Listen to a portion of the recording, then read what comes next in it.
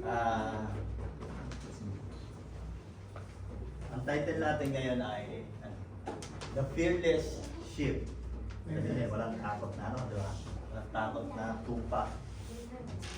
Mag-iibukas tayo sa awit 23, 23 verse 1. Si Yahweh ang aking pastor, hindi ako magkukulang. Amen. Tayo po tayo mga Yes, Lord God, in heaven, hallelujah. Jesus, hallelujah, Lord.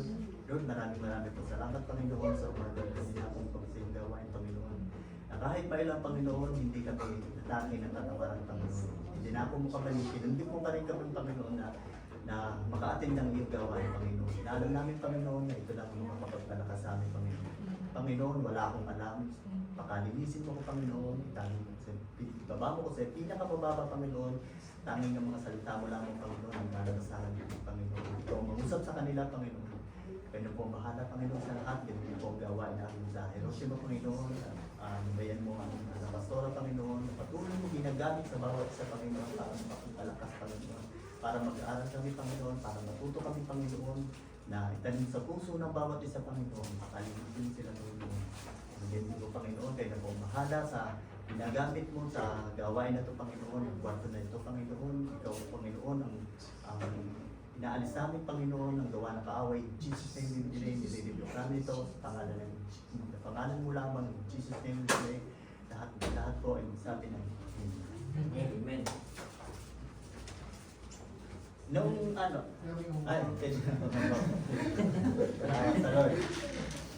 nung binigay sa akin ni nanay itong verse na to, ginagawan ko to.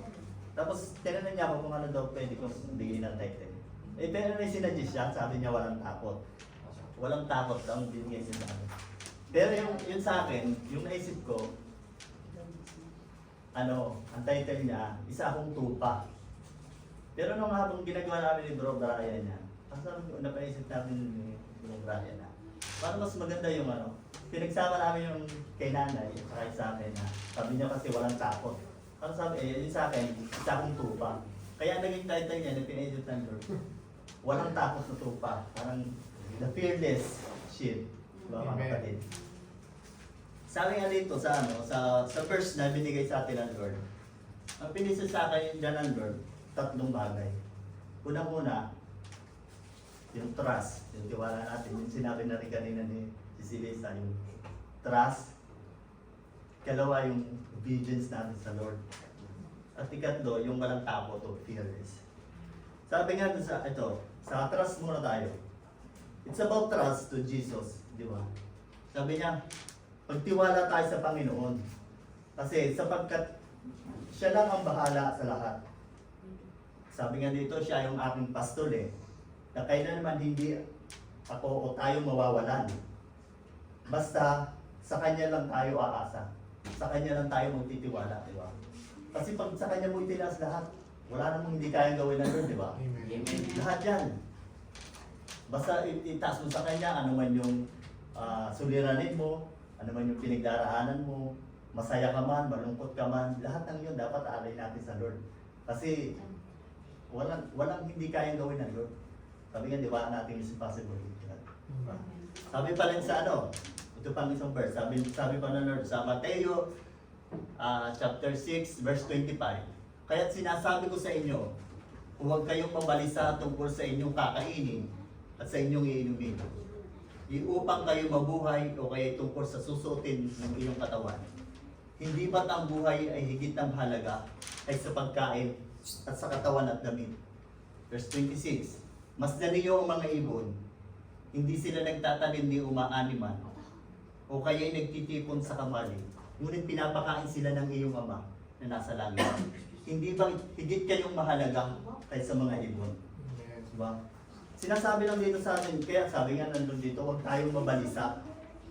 Sapagkat ang Diyos na magpo-provide ng ating mga pangangailangan. Sabi nga, di ba? Kung ang ibon, napapakain niya, tayo pa kayang nilikhang kawangis niya, di ba? Kaya wala tayong pwedeng alalahanin kasi mahal tayo ng Lord. Kung yung ibon niya, di ba, pinapakain niya. Hindi siya, kaya naman ang Diyos ay hindi nagpabaya. Kaya lagi tayo magtiwala, sumunod tayo, manampalataya tayo, at kano man yung ating mga pangailangan sundin, ipagkakaloob yan.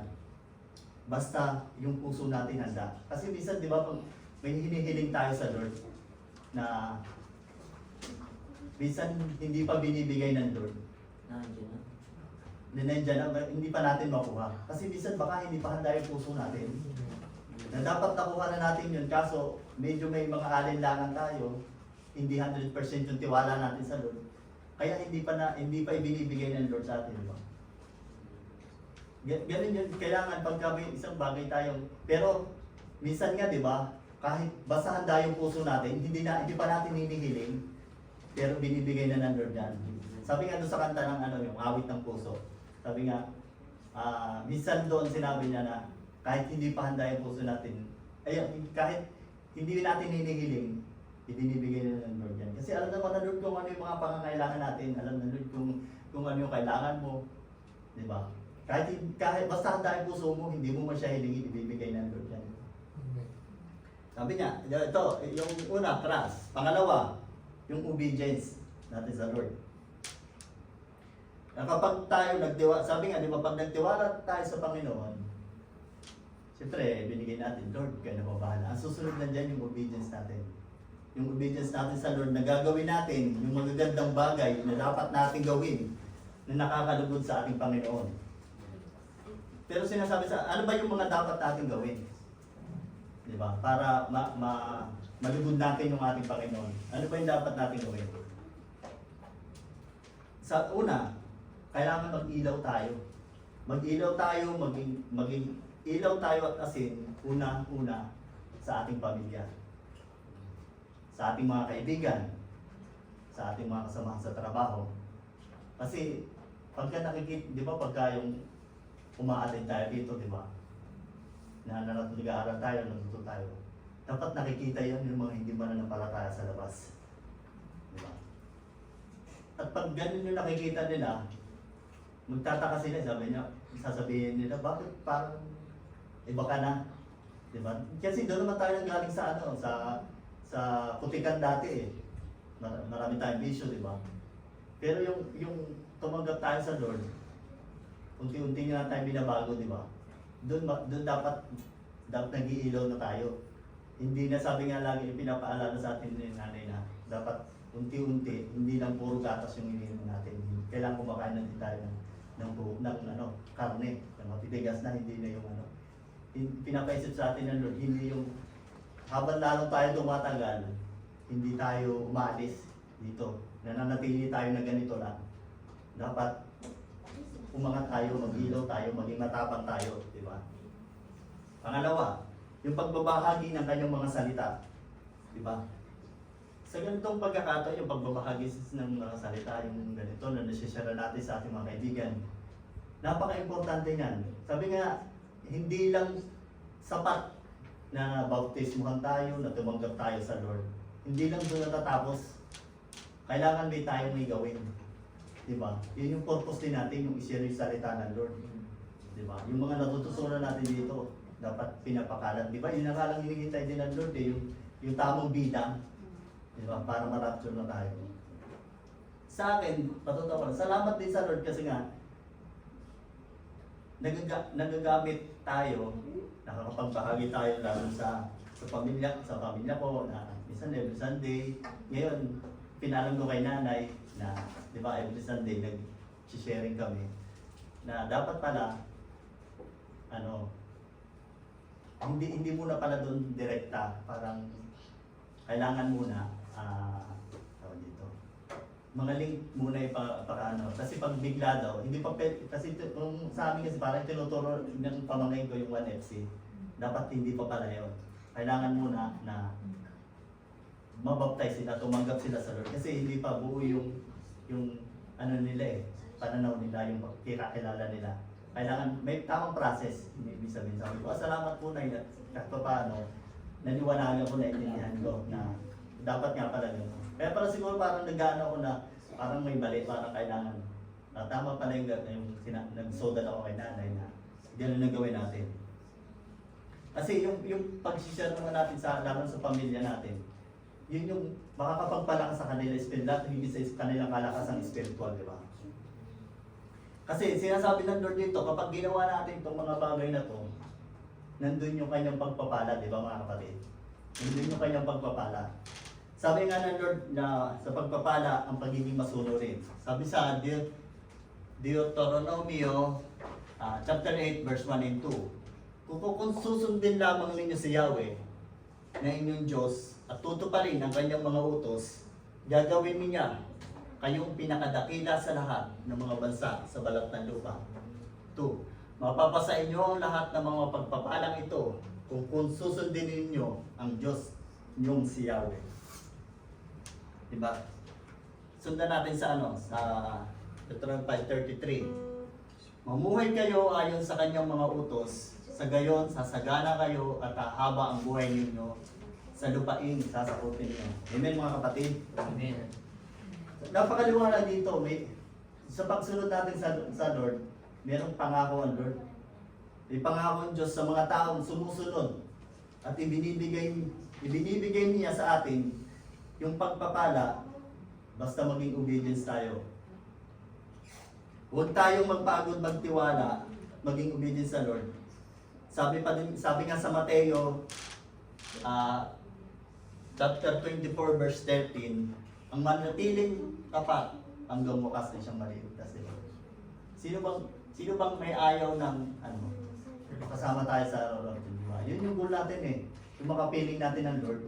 Hindi man tayo na mauna na mamatay tayo, at least yung pagka dumating na yung Lord, masama tayo, yun yung goal natin. Kaya sinasabi sa atin ng Lord, kaya lagi tayong handa. Kasi pag hindi tayo handa, maraming kaaway, maraming kukuha sa'yo, maraming hihila sa'yo kasi hindi nila gusto yung ginagawa mo ngayon. Yung gano'n ang kanan, di ba? May pagpunta na lang natin dito, minsan battle nga yan eh. Kaya minsan ang ginagawa ko kahit nandun ako sa bahay, iniisip ko na lalo na kung ako yung tatayo dito, at doon ako tutulogin ang lugar para wala akong choice. Di ba? At least pag nandito na ako, ano palapit sa gawain, wala nang pipigil sa'yo, wala nang nakatamaran na hihila sa'yo kasi nandito ka na eh, di ba? Yan na yung gawain. Lumapit ka na, di ba? Yan. Alam ng Lord ng puso ng bawat isa sa atin. Alam niya na kung masunurin ka, alam na malinis ang puso mo, alam niya na ng Lord, na intention mo to. Pero, siyempre yung kaaway, ito yung pinapaisip sa atin ng kaaway. Yan yung ipapasok sa atin. Hindi, huwag ka lang umatid. Sabi nga, hindi, huwag ka umatid. Malakas yung natin. Kasi yung puso natin, yan yung hindi kaya pasukin ng demonyo. Amen. Hindi yan nakikita niya, hindi yan nakikita kasi nandito ang Lord eh, hindi yung makakapasok dito. Di ba? Pero yung utak natin, kaya niya kontrolin niya, talagang gagawa at gagawa kahit nga yung talagang sisirain ka, wag ka lang mapaatin dyan eh. Di ba? Kahit ako, minsan pag nandun ako sa bahay, kaya minsan pinipili ko nga, hindi na nga ako nahihiya kasi linggo-linggo ako nasa kanila, di ba? Linggo-linggo ako doon ako na rin tulog. Doon ako bakit isa rin minsan ako, parang adjust na doon ako. Kasi sa bahay, maraming pwedeng kukuha sa'yo. Di ba? Mga kaibigan mo, pwedeng, mamingwit na lang tayo, di ba? Ganon. Maraming pwedeng humadlang, maraming pwedeng, lalo na kung tayo nagsusumikap na sumunod, nag-overtime tayo, mas doble pang overtime ang ginagawa ng kaaway natin. Diba? Huwag ka lang, kasi ayaw niya ng ganitong gawain eh. Diba?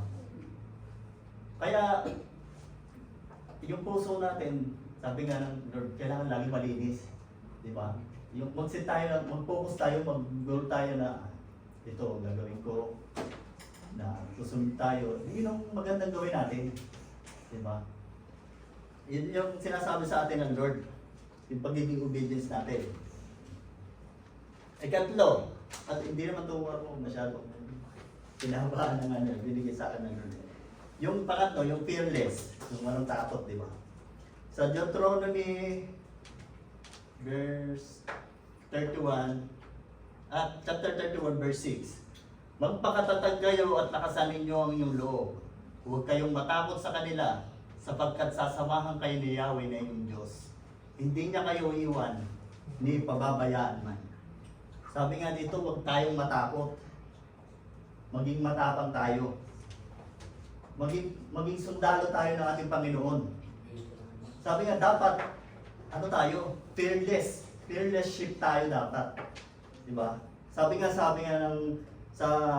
turo ni Bishop, kung ano yung nakarang linggo, yung sa na verse 23, chapter 1 na the Lord may shepherd, shall lack nothing, di ba? Sabi doon yung takot, yung fear of rejection, fear of abandonment ng sa mag-asawa, fear of losing a job, yung business, yung source of income, yung source of future, yung fear of calamities, fear of darkness, fear of sickness, fear of death. In those fears, basically, sisirain yan yung motivation natin. Sisirain yan yung perspective ng buhay natin. Yung direction ng ating pananampalataya. Yung mga pangarap natin. And mainly, yung buong buhay natin. At sinasabi sa atin na yung lahat ng takot na to na binanggit ng Lord dito, hindi ito galing sa Kanya. Yun mga kapatid. Isa lang ang dapat natin, sa Lord lang tayo matakot. Hindi ito yung mga takot na binibigay. Sa Lord lang ang dapat tayo matakot, di ba? Sabi nga sa Proverbs chapter 1 verse 7. Diba? Wala dyan sa Proverbs chapter 1 verse 7, nakalagay, sabi doon, the fear of the Lord is the beginning of our wisdom, but fools despise wisdom and destruction. Sabi doon, yung takot sa Panginoon, yun yung pipigil sa atin, di ba? Naggumawa ng kasalanan. Naggumawa ng mga bagay na hindi nakakalugod sa Kanya. Di ba? Yun yung takot natin sa Lord. Kasi pag may takot ka sa Lord, hindi mo ito gagawin eh. Tapos, pag hindi mo ginawa yun, unti-unti, doon tayo natututo. Sabi nga doon nagmumula pa ang ating karunungan, di ba? Sabi, maging matapang tayo. Sabi nga dito, maging makakapag tayo, pagkatabang tayo. Maging gaya tayo ni yung faith natin gaya ni Pablo at Silas. Di ba? Yung maging matapang tayo gaya ni Moises na kahit uutal-utal, di ba? Si Moises kahit uutal siya. Mas maano lang ang Lord kasi sabi nga doon, di ba, sa huwag tayo matakot sa Deuteronomy 31:6 na sapagkat sasamahan tayo ni Yahweh at hindi niya tayo pababayaan, di ba? Ganun tayo pagka nag-share tayo ng gospel, nag-share tayo sa ating mga kaibigan, hindi ka nag-iisa, tandaan natin, hindi tayo nag-iisa. Mahinaan loob mo, Lord, bigyan mo ko ng tapang para makamagsag ka at utal-utal nga tayo, di ba? Dati, wala naman tayong, wala tayong tapang, hindi naman natin kaya tumayo dito, di ba? Kahit sa atin, di ba? Nandun sa atin yung iya eh. Pero lagi natin iisipin, nagagawin natin to kasi kasama natin ang Lord. Di ba? Yun yung gusto ng Lord, nagawin natin. Maging matapang tayo, hindi yung mag-share ka, hindi. Makakahiya naman mag-share sa kanila, di ba? Lalo na sa pamilya natin, minsan hindi natin nasasabi, hindi tayo mag-ilaw kasi nga, nag-hold back tayo eh. Nahihiya tayo mag-share. Di ba? Hindi yun yung nais ng Lord. Ang nais ng Lord, maging matapang tayo, maging sundalo mo tayo, di ba? Kasi, sabi pa dito sa sa Awit 145:19, bawat kailangan ng taong tapat at may takot sa Kanya, Kanyang tinutugon, at kung nagigipit, hinahango sila, di ba? Ano daw yung kailangan natin? Basta may takot tayo, tinutugon niya. Ano daw kailangan natin? Basta tayo may takot sa Lord, tinutugon ng Lord. Pag nagigipit ka, Lord, gigipit ako, Lord, bahala. Hahanguin ka niyan. Maraming patotoo nga din eh, yung mga kasama ko, di ba? Sumasahod sila, laki naman sinasahod din nila. Tapos, pag niyayain mo, o kaya laging ang sagot nila, ay wala kang budget. Walang budget, hindi ka makapunta, walang budget, ang laki ng mo, di ba? Nag-Japan ka pa ako. Di ba? Makikita mo sa kanila eh. Kasi walang Lord na kumikilos sa kanila. Sabi nga, di ba? Ako nga, sabi ko, di ba, aminado naman ako dati, lalo patotoo ko, hindi rin ako pasunod sa Lord. Hindi nga ako nagbibigay, di ba? Pero kung kailan ako hindi masyadong pero tama lang yung sinasahod ko. Pero ngayon, never akong ginipit. Di ba? Kahit unti-unti nakakapagpaayos pa ako ng bahay, di ba? Nung training ako, hindi ko naman nagawa yun eh. Kasi nga, hindi naman ako nagbibigay sa Lord. Pero nung nakadbig na puso ng Lord na ito yung dapat sa Kanya, na inuna mo siya, bibigay ng Lord, hahanguin ka niya, hindi ka niya gigipitin. Yun yung pinapaisip sa sabi ko, oo nga Lord, ang galing mo, no? Parang nakaka-amaze. Sabi ko, nung dati nagbibigay ako, hindi nga ako nagbibigay, pero never ako nakapagpagawa ng bahay. Hindi ako nakapagpaayos ng bahay. Parang lagi kang kulang, kasi di ba, hindi mo siya inuna eh. Pero nung nakakapagbigay ka na sa Lord, siyang inuuna mo, may sobra pa, hindi mo maramdaman na bigit ka. Hindi lang yung pamilya ko hindi lang yung asawa ko ang nabibigyan mo. So, nakakapagbigay pa rin ako sa nanay ko. Tapos may natitira pa sa akin. Tapos nakakapagpagawa pa ako ng Liglig ko nga ako. Oh, di ba? Ramdam ko yun ngayon. Sabi ko nga, parang dati, sa asawa ko lang nagbibigay ako. Sa nanay ko nga, magkano na nabibigay ko. Di ba? Pero ngayon, pag nagsabi ng nanay ko, kaya laging may Gcash ako sa Pagka, hindi nawawalan ng naman yung Gcash ko eh. Parang, kahit hindi nagsasabi ang nanay ko, nararamdaman ko pag kailangan nila eh. Sabi ko na eh, sige padala sa Gcash. Ang Jollibee mo. Di ba?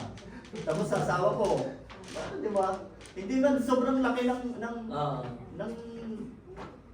napapadala mo, at least kahit paano ba't pinakapagbigay tayo, di ba? Hindi mo nararamdaman na, ako hindi ko tinitipid yung sarili ko dito eh. Di ba? Si Gala dito, labas dito, basta sa gawain, sige, sama ko, mahayo tayo, basta, kahit Hindi mo nga mararamdaman kasi, sabi nga ng Lord, ahanguin ka niya, hindi ka magigipit. Yun lang isipin natin. Di ba? Huwag tayong magalindangan sa Panginoon. Sabi nga doon sa malaki na lagi nating hinaan di ba? Subukan mo, Lord. Hindi yung Lord, dito rin na. Lord, hindi mo na ako magbibigay ngayon. Kasi, kailangan ko talaga ng papagawa ko ng bahay, Lord eh. Hindi, salamat sa Lord. Sa ganung sitwasyon, sa ganung pagkakataon, hindi pinapaisip ng kaaway sa akin na huwag ka muna magbigay ngayon kasi kailangan ko Hindi. Ngayon, talagang masaya ang puso ko na pagkakadating ng ng sahod, pag-withdraw ko, yung para sa Lord, nandiyan na yun, hindi niya yung gagalawin. Diba? Kaya, ang sarap. Sabi ko nga dati, hindi ko naman nararamdaman yun eh. Kasi magnanakaw ako. Pero ngayon, pinaisip na nakabigyan ng Lord, masaya parang magbigay sa Lord. Amen, mga kapatid. Sabi nga, ibigay natin yung sabi nga nung turo ni Brother Brian, di ba? Yung good, better, at saka yung best. Hindi lang yung good ang ibigay natin sa Lord. Hindi lang yung better. Ibigay natin yung pinaka-best natin sa Lord. Kasi, binigay natin, God will do the rest. Amen. Bibigay na ng Lord yan. May clear lang naman yung tinuturo sa atin ng Lord eh. Yun yung sinabi ko yung tatlo na maging tayo, maging magtiwala tayo, maging masunurin tayo, maging matapang tayo, huwag tayo matakot. Kasi sa anumang laban ng ating buhay, sa anumang sa anumang takbuhin natin dyan, oo, masikip ang daan papunta sa Panginoon. Sa hell, maluwang yan kasi yan eh, madaling daan, madaling takbuhin yun eh. Sa Lord talaga masikip yan, pero pagka sinubukan mong dumaan sa pinakamasikip na yon, nandun naghihintay yung tagumpay natin. Mga kapatid. Amen. Kunti lang to, salamat sa Lord, and to God be all the glory. Amen.